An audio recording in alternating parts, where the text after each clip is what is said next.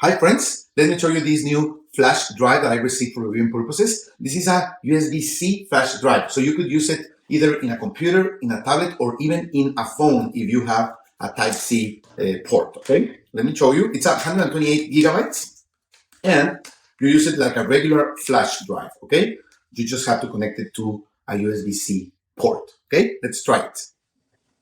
As you can see, it's already detected here in my computer system.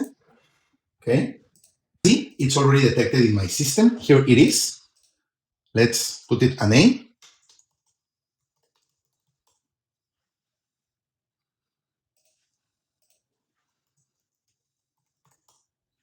So it's now the C flash drive.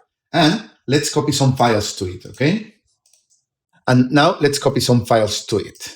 These are 500 megabyte files. As you can see, now I have the files in my C flash drive, and I'm going to eject it from my system, and I can take it with me to my other computers, to my phone, or to any accessory that I have with a C port.